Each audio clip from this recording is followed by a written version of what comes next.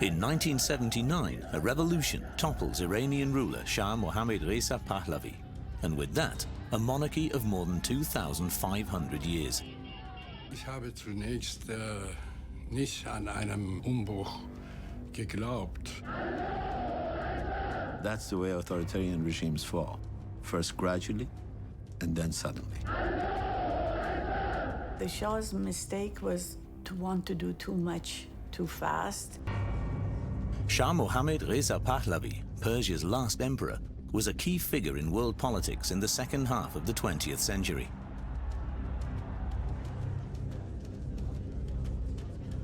His fiercest opponent, Ruhollah Mousavi Khomeini. The Ayatollah becomes the bearer of hope for all those who are against the Shah. Die beiden sind tatsächlich Gegenpole, so wie ihr gesellschaftliches Bild, so auch ihre beiden Personen. They became very fierce antagonists, absolutely. And the Shah developed an almost obsession with them. Their rivalry lasted for almost their entire lives. In the end, the Shah is defeated, the Ayatollah is victorious, and with him, Islamic fundamentalism, a new challenge for world politics.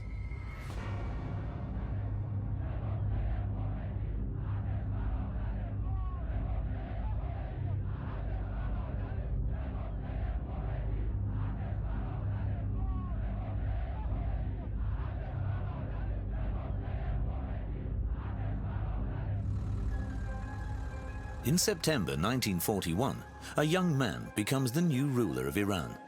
At just 21 years of age, Shah Mohammad Reza Pahlavi is sworn in as the new head of state in the Iranian parliament, in the middle of the Second World War.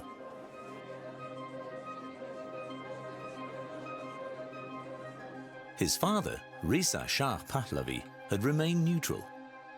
But he made no secret of his sympathies for the Nazi regime. The Allies demanded his resignation.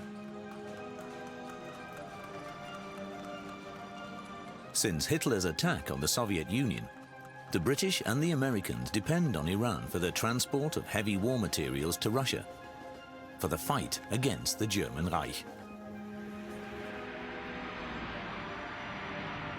Als der Vater nach seiner Abdankung Iran verlassen hat, blieb Mohammad Reza zurück. Also der Vater Reza Shah hat ihn auch zurückgelassen, hat eben auch gesagt, du musst das hier übernehmen, du bleibst hier.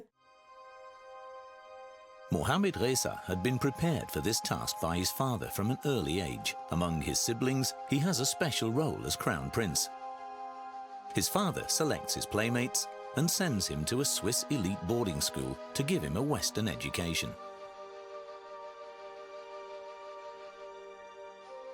Finally, he tells him who to marry. It's the Egyptian princess Fawzia. With the arranged marriage between the two dynasties, the father wants to reinforce the Pahlavis' power in Iran. And he was a very, very powerful, charismatic figure who completely dominates the son's life. 300 kilometers southwest of Tehran, the oasis town of Khomeini is situated. In 1902, Ruhollah Mousavi Khomeini is born in a house on the outskirts of that town, the youngest of 6 children. He never meets his father. His father is murdered when he is 5 months old under suspicious circumstances. Khomeini will later hold Reza Shah accountable. Until the end of his days, Ayatollah Khomeini thought that Reza Shah personally had intervened and to save the murder. That was that bitterness left in him, because in his writings, every now and then he says, those whose fathers have been killed by Reza Shah. Khomeini grows up without a father. This will impact him all his life. His mother takes Khomeini to a wealthy aunt who makes sure he receives a good education.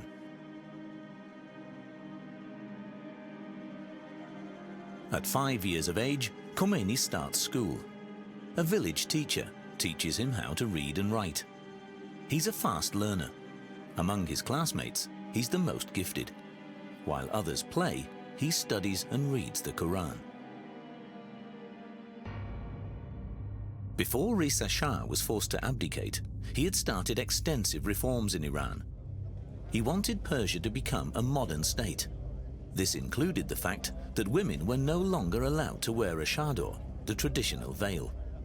The clergy saw this as an assault on religious matters and protested. For Khomeini, who was studying Islamic theory of law by then, this was a fundamental violation of the principles of Islam.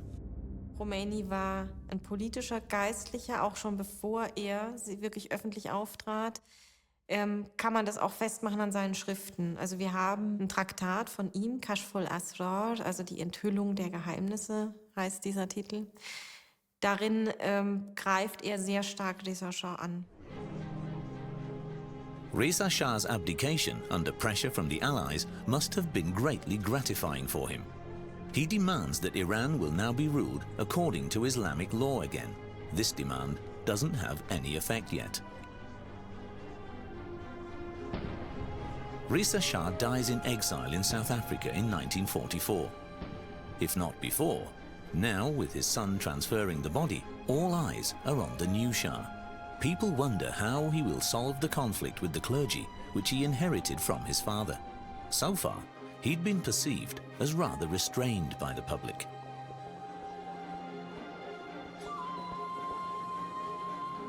As Shakespeare says, some have greatness thrust upon them and some seize greatness. Mohammad Reza Shah had the monarchy thrown upon him. And there was a big difference with someone who goes and grabs power and creates the modern state with someone who was essentially a reluctant king. The young Shah acts surprisingly resolutely. Like his father, he wants to modernize state and society, but end his father's confrontational course with the clergy. His subsequent opponent, Khomeini, now teaches Islamic theory of law. He finds a sympathetic ear in younger students who become radicalized. One group names themselves Fadaiyan-e-Islam. These martyrs of Islam are Shiite fundamentalists. They come from the ghettos of Tehran and demand the establishment of a theocratic state on the basis of the Quran. Any Western influence is to be banned. Women must wear veils in public again. Within a couple of years, they really became very important because first of all, they assassinated a top intellectual, Mr. Ahmad Kasravi, who campaigned against Islam as a whole. Then they proceeded further and assassinated the Prime Minister, General Razmara. And Khomeini was the cleric who gave them clerical cover. Because, you know, in Islam, or at least in Shiite Islam, you can't just go and kill somebody unless a clerical authority writes a fatwa, as, for example, like Khomeini wrote against Salman Rushdie. In early 1949, there's an assassination attempt on the Shah as well. It was probably carried out by a terror group, but this has never been proven. The Iranian parliament blames the Moscow-following Tudeh party and bans it. This comes in useful for the Shah, for communist ideology is equally as suspicious to him as is radical Islam. His political path is directed towards the West. I'm looking forward with the keenest anticipation to all that I have to experience here in the greatest of the democracies in a free world. In November 1949, the American President Harry S. Truman and the American people welcome Shah Mohammad Reza exuberantly. But not exactly selflessly. They want to secure access to the huge oil reserves in Iran.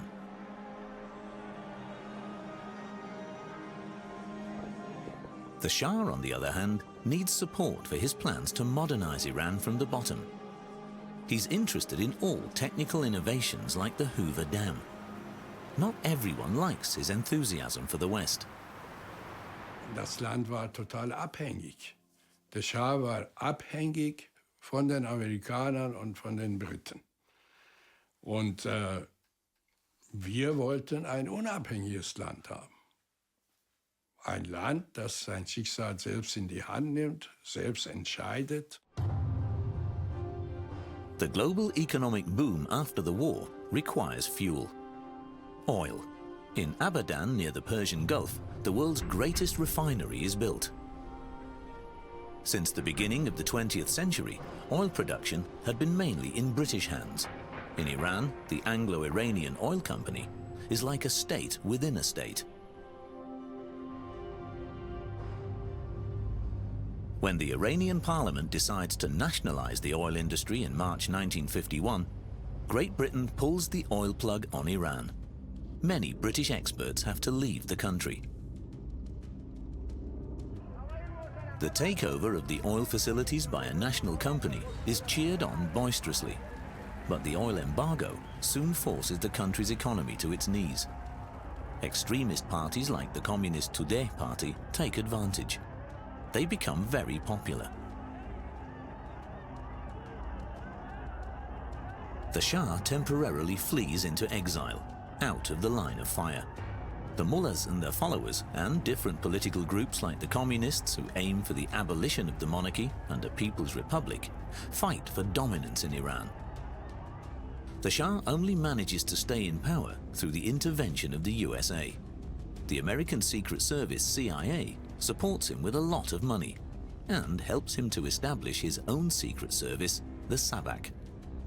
Our Shah became a kind of Roman Caesar, involved in day-to-day business, involved in day-to-day wars, and if, like the Roman Caesar, you become involved in day-to-day, like Julius Caesar, somebody will kill you. During this time, Khomeini doesn't make any public statements on political questions. He withdraws to his house in the holy city of Qom, where he lives with his wife and children. Only his most dedicated followers come to see him, but they don't say a word about what Khomeini discusses with them either. In solitude, the clergyman continues his work on his ideas for the Islamization of the Iranian state, discreetly but with confidence. He is extremely confident when he meets the Shah in person.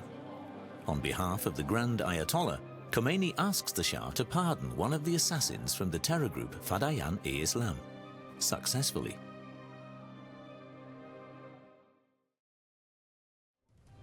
The Shah definitely wants dialogue with the mullahs.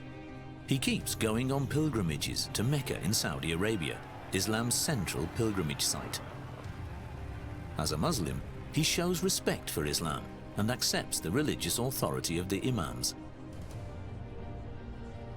But such publicity performances always serve multiple interests. His religious feelings, I think, came from his mother. We know his mother was very religious.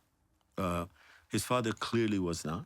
His politics towards religion has nothing to do with his religiosity. His politics to religion has to do with his fear that the greatest threat to Iran will come from the communists, and that the way to fight the communists is by strengthening religion. And that's exactly what he does.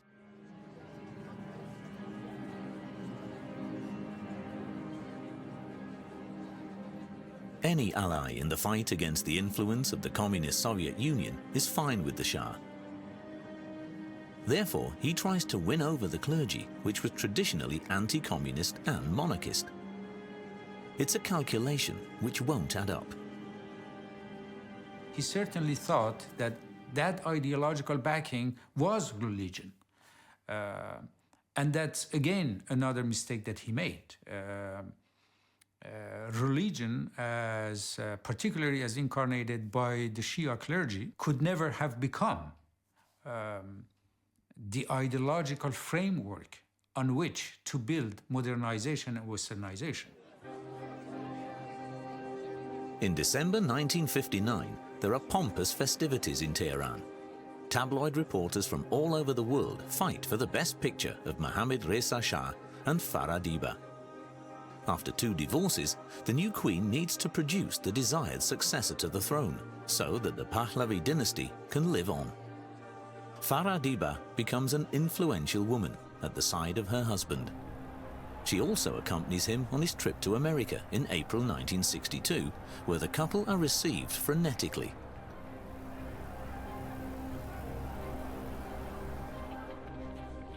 The Shah seeks to deepen Iranian-American relations with President John F. Kennedy.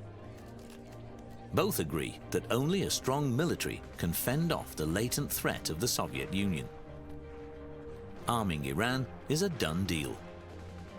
For the Americans, it's a valuable business. Weapons for oil.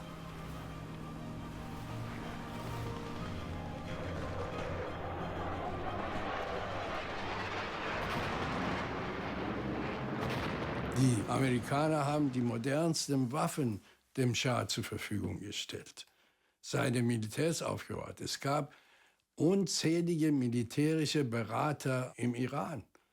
Die haben bestimmt, was gemacht wird und was nicht gemacht wird. Und alles, was sie gemacht haben, diente bestimmt nicht der Demokratie.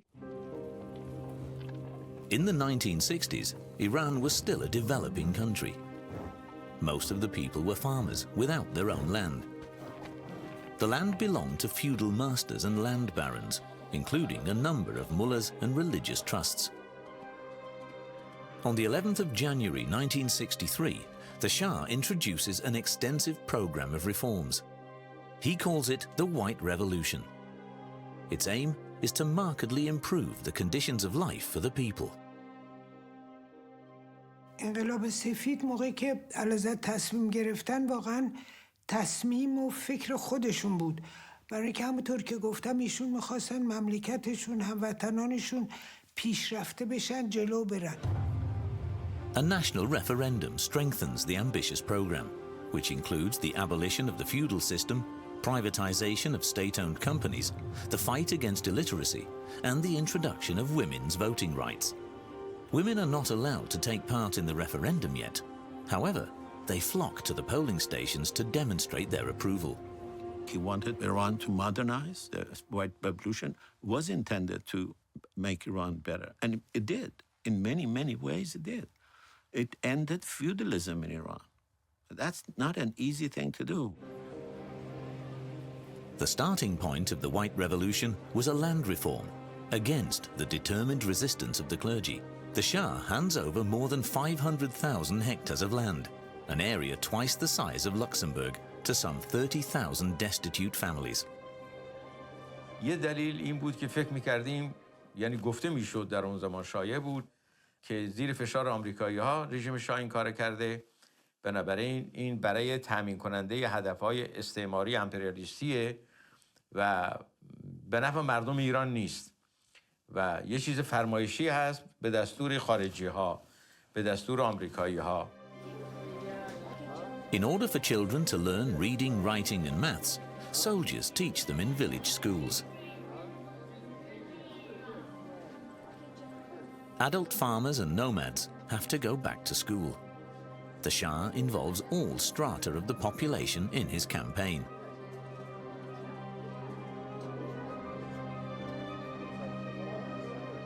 Es gab eine Armee zur Alphabetisierung und nicht tatsächliche Bildung. Und ich meine, es ist gut, wenn die Leute alphabetisiert sind, aber Alphabetisierung bedeutet nicht politische Bildung. Das ist ein sehr großer Unterschied. Und politische Bildung wurde überhaupt sowohl an den Schulen als auch an den Universitäten verboten. Khomeini takes on the role of a mouthpiece for a group of mullahs who reject this policy as pro-Western.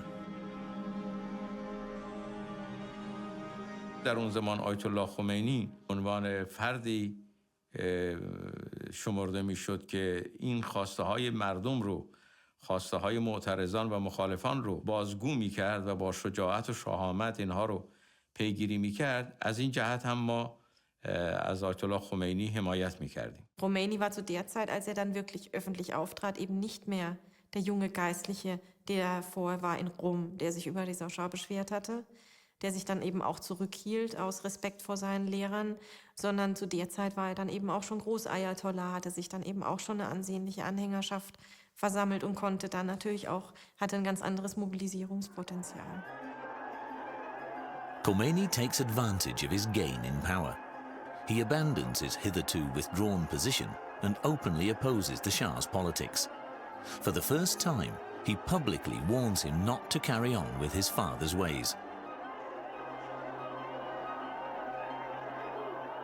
Khomeini sent a couple of letters directly addressed to the Shah, and the Shah gave a couple of speeches, directly responding to him. I've quoted those at length in the Shah book, and they're remarkable. Khomeini, for his defiance, telling the Shah, boy, don't do something so that I throw you out of the country like your father. And the Shah saying these little, the word is like ants, like who survive in feces. We are not going to let them rule this country. Strengthening the role of women in Iranian society is an integral part of the White Revolution. Iranian women grasped this opportunity to make public use of their newly acquired rights and the associated self-confidence. Women can not only vote now, they can also become political candidates. For Iranian women, this is a milestone on their path to emancipation.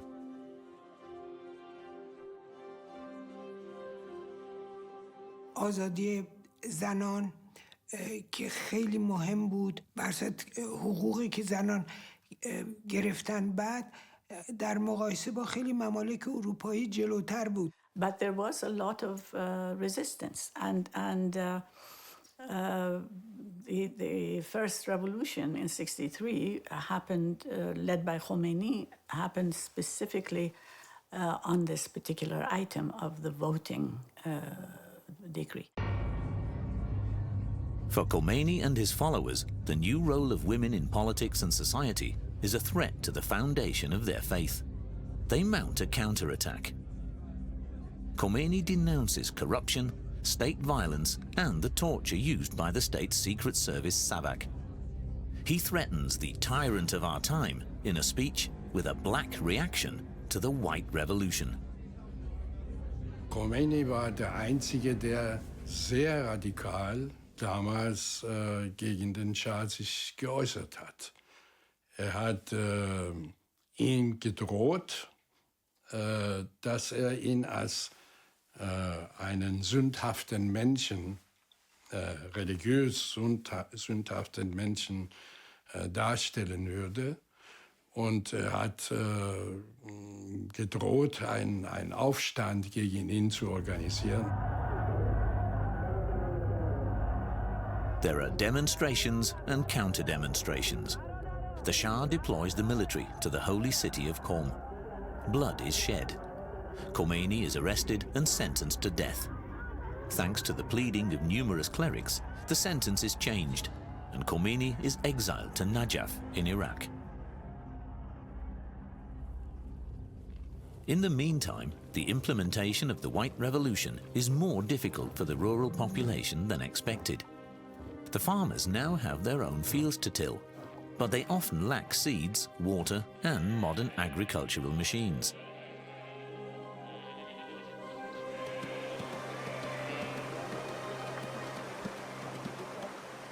نتیجه این شد که این اصلاحات ارضی سبب شد که روستایی‌ها در ده نمیتونستن بمونن، راهی شهرها شدن، راهی شهرستان شدن، راهی تهران شدن. بعد در تهران هم چون اینا در داخل شهر نمیتونستن زندگی بکنن، آمدن حاشیه‌نشین شهرها شدن. و همین حاشیه‌نشین‌ها بودن در دوره انقلاب جزو سربازان انقلاب شدن. If you're going to end feudalism and you're going to bring millions of people into the city, you have to be prepared for it. You have to think, who is going to teach these people the political rules of the new game? And then he made it impossible for anyone other than the clergy to have a political organization in Iran.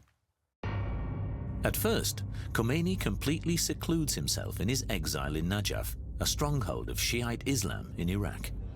At 60, he believes he's finished. He's isolated. Many Iraqi scribes don't want to have anything to do with his political activities. He immerses himself in his studies of the Holy Scriptures again. He only communicates with very few of his pupils to stay abreast of the situation in Iran. One of his few pillars is his family, who have followed him into exile.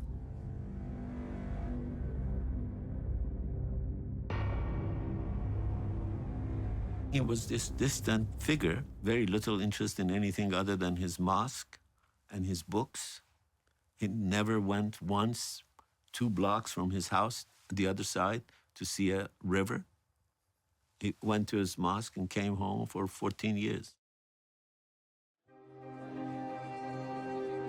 Meanwhile, in Iran, in October 1967, the Shah continues the grandeur of the old days. The Shah had always stressed that he wanted to achieve something for his country before ascending the peacock throne with all honors. Now, he has himself crowned emperor in Tehran. The clergy supports him. The Shah has always factored the clergy into his public appearances. He knows how important it is, especially for the ordinary people, to reference the religious foundation of the ruling dynasty. Now it seems he has arrived. He is the Shahanshah, the King of Kings.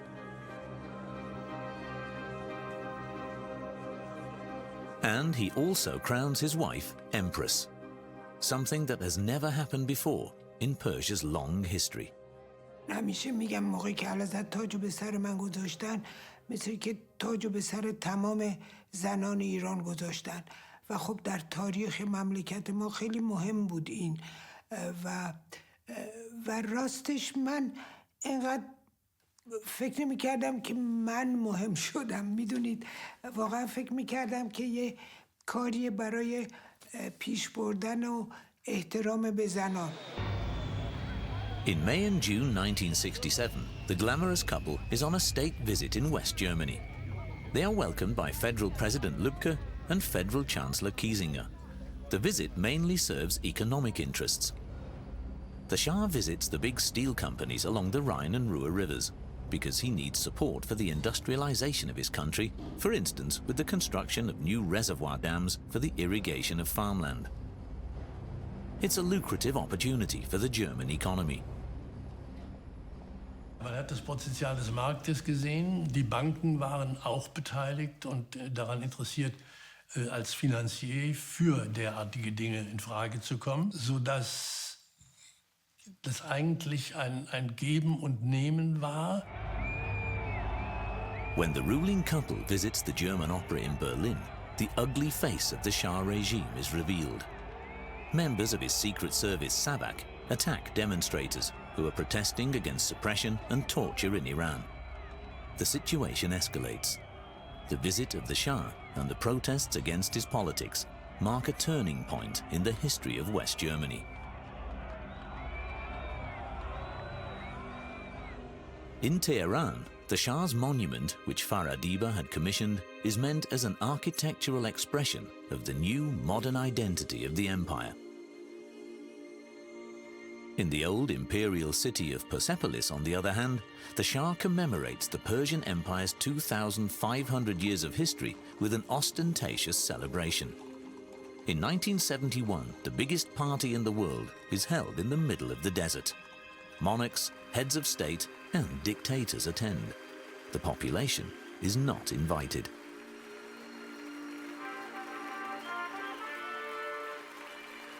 It was one of those things that the intention was well, but the execution went so much in exaggerated way, mixed with cronyism and corruption, that I think it backfired on him. In order to lead the White Revolution to success, the Shah upgrades the technology of the country with the help of capital assistance from abroad. He invests billions in electrification and numerous other industries. He wants Iran to get in with modernity, and become great again, just like the Persian Empire was historically. I think that our country in the next 10 years will be what you are today. In the next 25 years, according to other people, I'm not saying that, will be among the 5 most prosperous countries of the world.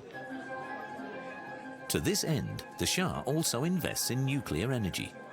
US, American, and French companies want to do this lucrative deal. In the end, however, it's West German businesses who signed the deal with Iran.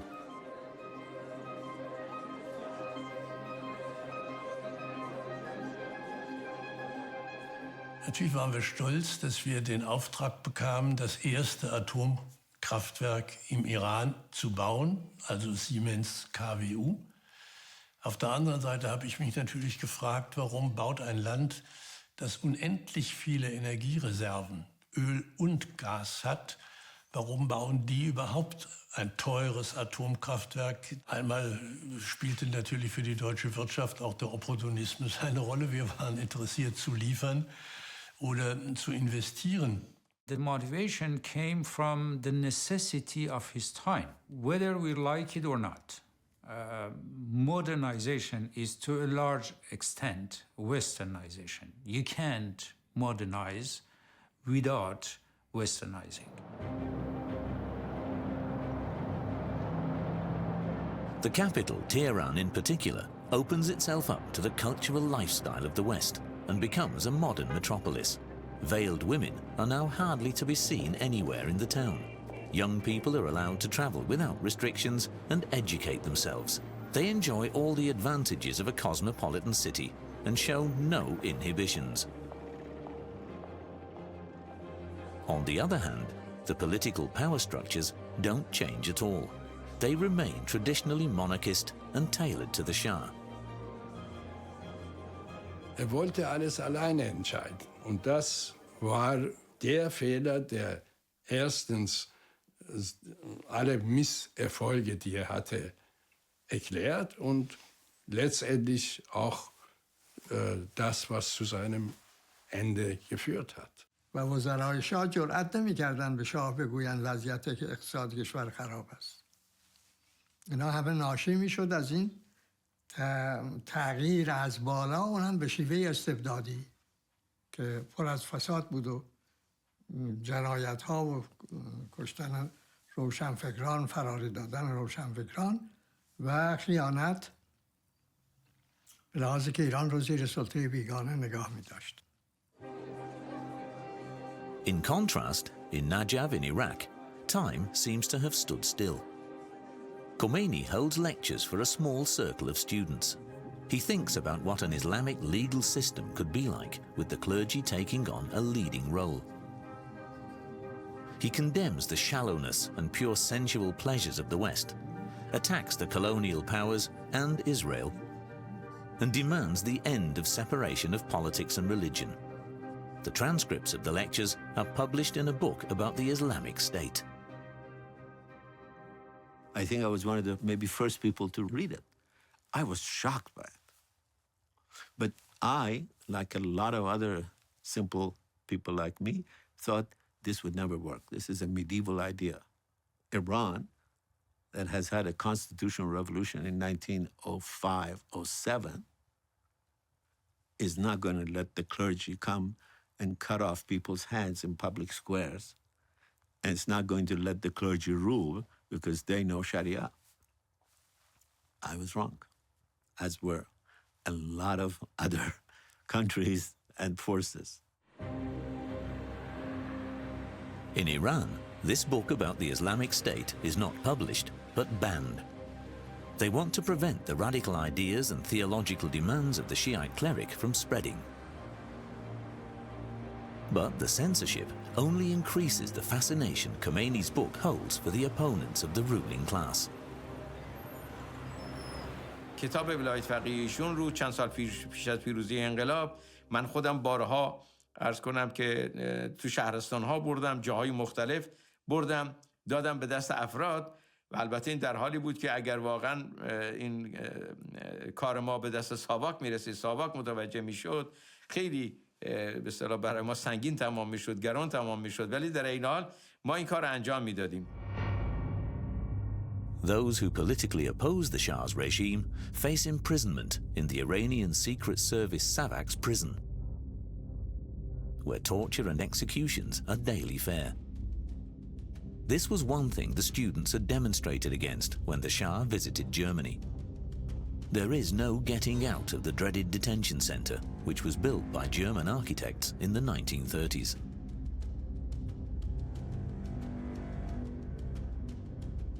Iranian politicians who are active today, like the current supreme religious leader Ali Khamenei, were imprisoned there during the reign of the Shah. Did they do bad things? Absolutely. Did they torture people? Absolutely. You can't forget that they actually did torture people. They tortured a lot of people. They executed a lot of people. But the opposition was also very successful in exaggerating the number of people who were in prison. We used to say in the Confederation that there are hundreds of thousands of prisoners in Iran. The actual number was about 4,000. Dissent, or worse, resistance, had no place in the Shah's regime. There is no open political dialogue on the country's social and political development. The parties, from left to right, are mostly silenced. The opposition has fled abroad or is imprisoned. The Shah's autocratic regime results in him losing contact with the people in his country more and more.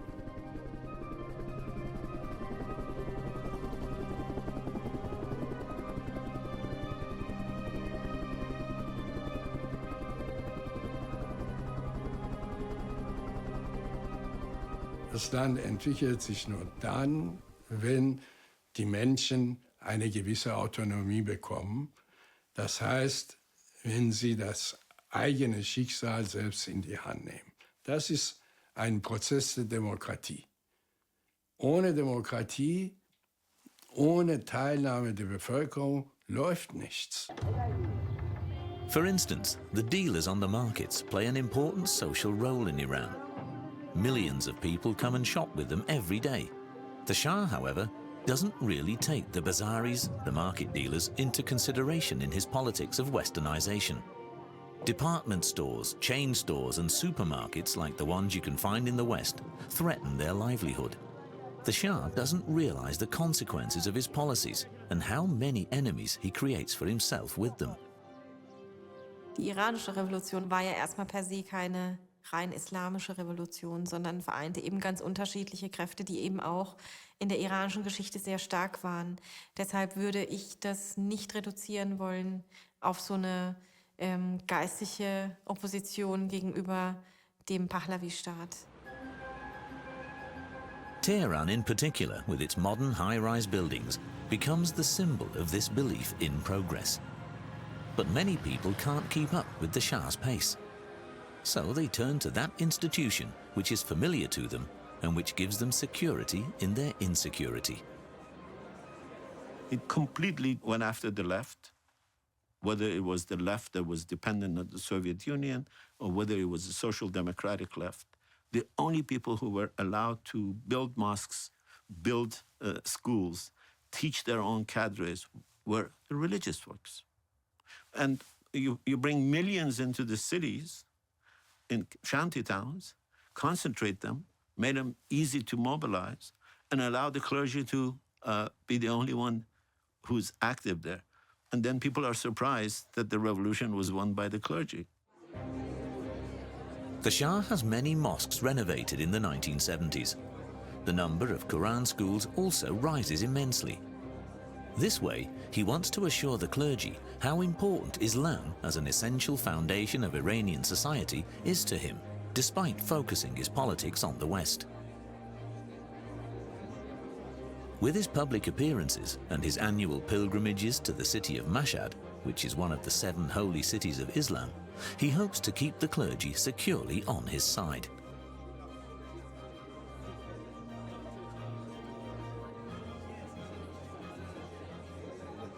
He saw religion as his last line of defense. He saw religion as his most powerful stronghold within the country. And that's where he made a massive miscalculation, massive strategic and ideological and political miscalculation, because what he thought of as his most powerful stronghold and backing turned out to be his most fatal and dangerous enemy.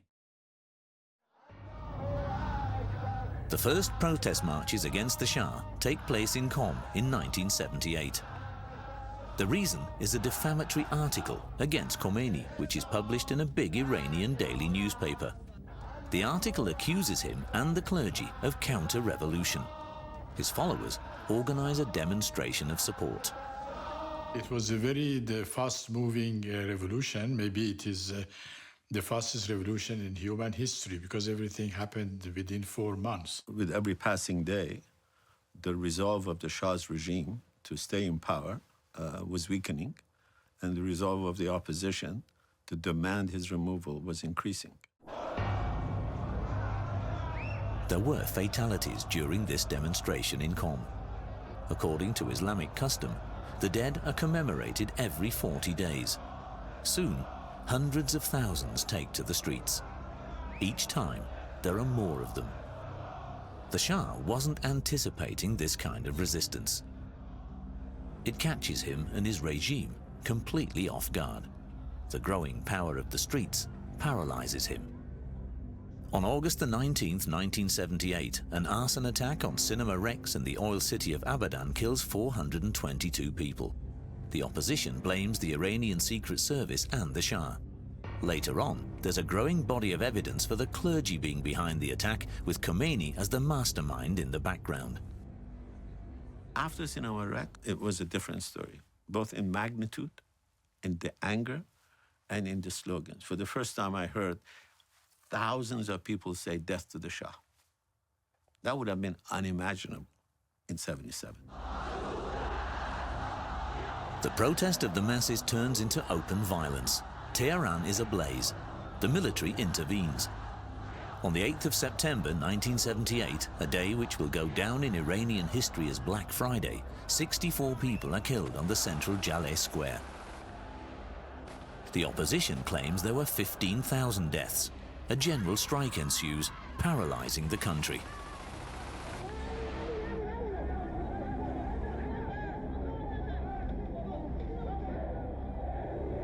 Der Schah verfügte über ein starkes Militär und Geheimdienste und dergleichen mehr. Also alle Instrumente der Macht hatte er in der Hand. Deswegen haben viele gedacht, auch so wie ich, erstmal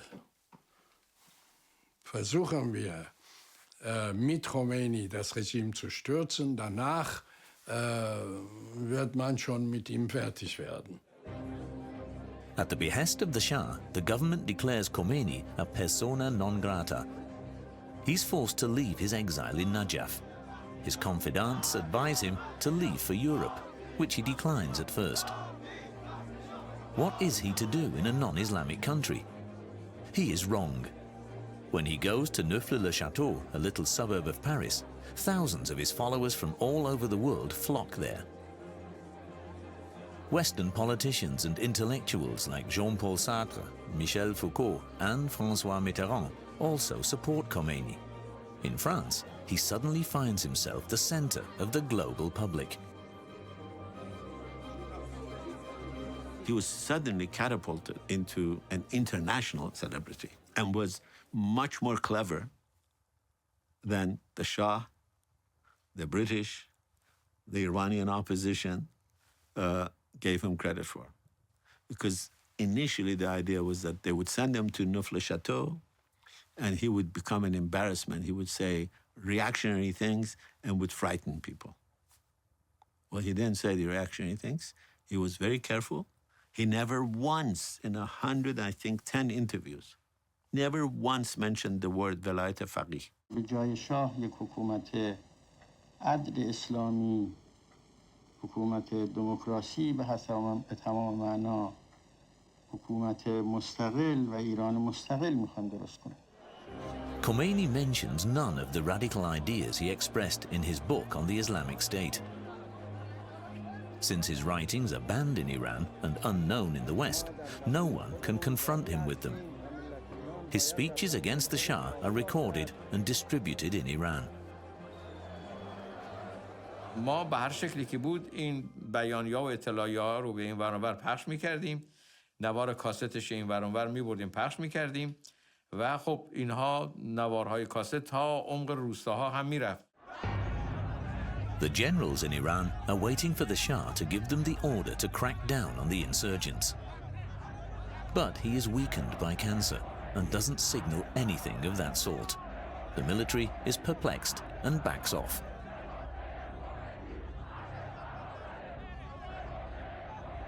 When the soldiers stop shooting at the people put flowers in their guns and give them pictures of Khomeini.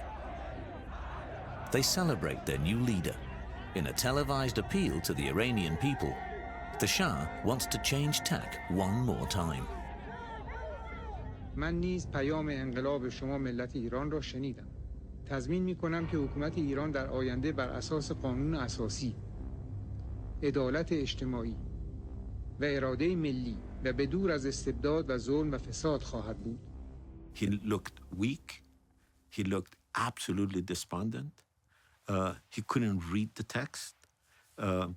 And the point that he was saying is that I have heard, that's the famous phrase, I have heard the call of your revolution and give me another chance. And people saw it rightly as a sign of his weakness. If ever there was a sign that he is not going to be able to master the situation, that was, to me, the speech. The crisis in Iran also causes ripples at international level. French President of State Giscard d'Estaing invites the German Chancellor Helmut Schmidt, US President Carter, and British Prime Minister Callaghan to Guadeloupe for a conference. Here, they decide on the fate of Iran. Nos entretiens ont fait apparaître un double objectif, accroître la sécurité et réduire les tensions dans le monde.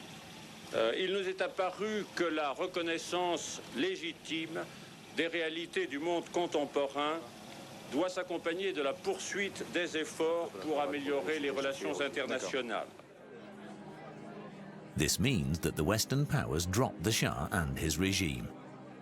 On the 16th of January 1979, the Shah and his family leave Iran. The Shah expects the crisis to be over soon so that he can return. It turns out to be a farewell for good. و هیچ وقت فراموش نمی کنم اشکایی که در چشمانشون بود که موقعی که می رفتیم و اون افسری که خودشو به پای علزت انداخت. The Shah was a good king for the time of peace.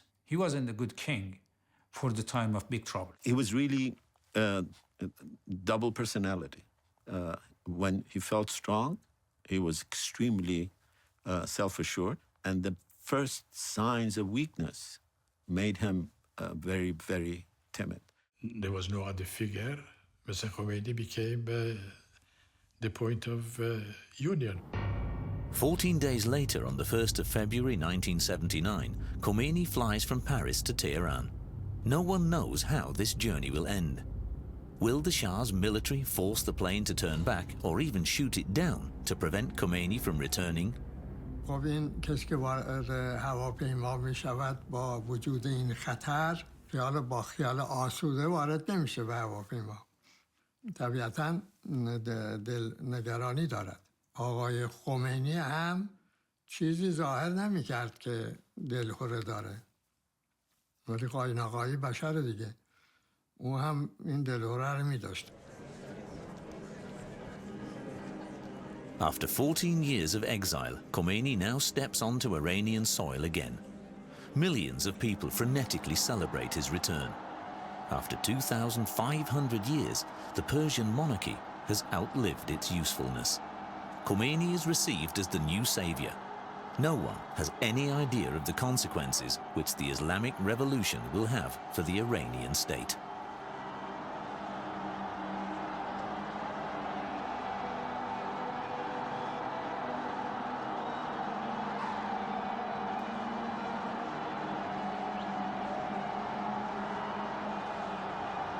Virtually all our intellectuals supported Khomeini, from right to left, including those who had supported the Shah. All our big business, our big tycoons, our billionaires, they all supported him. So he had created a degree of unity among all these different factions in Tehran, which was impressive. Khomeini's first visits are to the Behesht-e-Zahra cemetery on the outskirts of Tehran, where the victims of the Shah regime are buried, and to the holy city of Qom, where his resistance began many years before.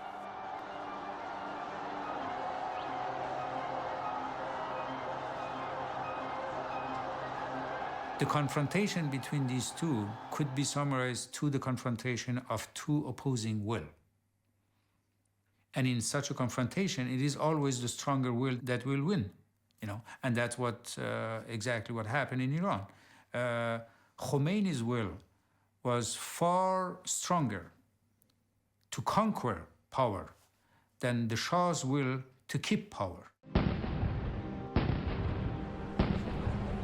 After an odyssey through several countries, the Shah dies of terminal cancer in Cairo on the 27th of July 1980. He lived to be 60 years of age. His body is buried in the Al-Rifai Mosque in the Egyptian capital.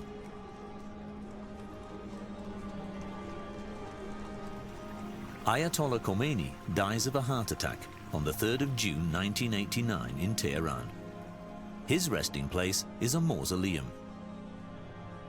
During his 10-year reign, he implemented his ideas of an Islamic revolution with uncompromising vigor and turned Iran into a theocracy, thus setting a dynamic in motion which even today keeps the world in suspense.